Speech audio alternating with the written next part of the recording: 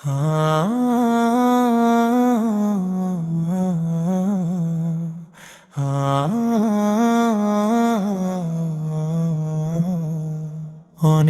স্বপ্ন ছিল আমার, অনেক আশা বুকের মাঝে,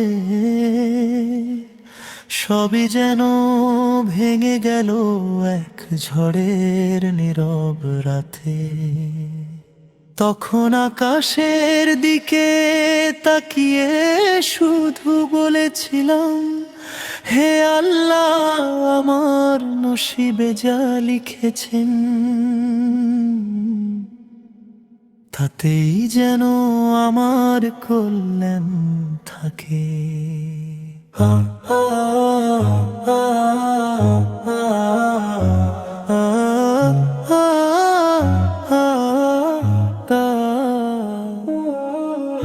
একটি ছেলে ছোট্টবেলা থেকে অনেক বড় হওয়ার স্বপ্ন দেখতো। মা বলতেন, ছেড়েবার পরিশ্রম করো আর ফল আল্লাহর হাতে ছেড়ে দাও। সে তখন এই কথার গভীরতা বুঝতো না। বছরের পর বছর সে চেষ্টা করলো, কিন্তু যা চেয়েছিল তা পেল না।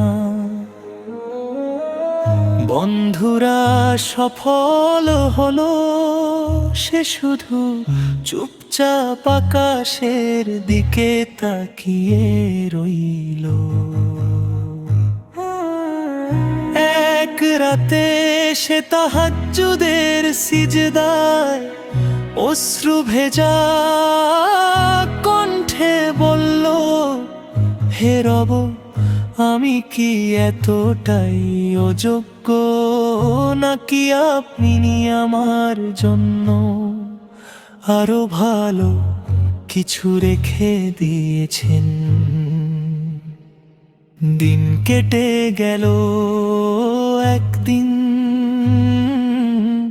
সে বুঝতে পারলো যে দরজাগুলো বন্ধ হয়েছিল সেগুলোই তাকে বড় বিপদ থেকে রক্ষা করেছিল। যে স্বপ্নগুলো ভেঙে গিয়েছিল সেগুলোর বদলে আল্লাহ আরো সুন্দর পথ খুলে দিয়েছেন। সেদিন মায়ের কথা মনে পড়ল,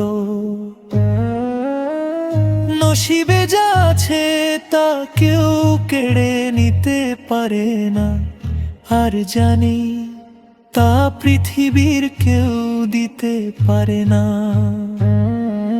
ছেলেটির চোখ ভিজে গেল, সে বলল, আলহামদুলিল্লাহ।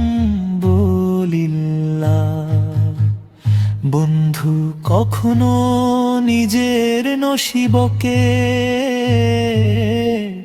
অভিশাপ দিও না, কারণ আজ যে কষ্টকে তুমি শাস্তি ভাবছো, হয়তো সেটাই আগামী কালের সবচেয়ে বড় রহমত। মানুষের দরজায় বারবার অপমানিত হয় না। রাতের শেষ প্রহরে তোমার রবকে ডাকো, কারণ যিনি নসিব লিখেছেন তিনি চাইলে এক মুহূর্তেই সব কিছু বদলে দিতে পারেন। হে আল্লাহ, আমাদের এমন হৃদয় দিন যা সুখে কৃতজ্ঞ হয়, দুঃখে ধৈর্য ধরে, আর সব অবস্থায় বলে, আমার রব যা লিখেছেন সেটাই আমার জন্য সর্বোত্তম। দুনিয়ার সব চায়া পূরণ হওয়ায় সফলতা নয়, প্রকৃত সফলতা হলো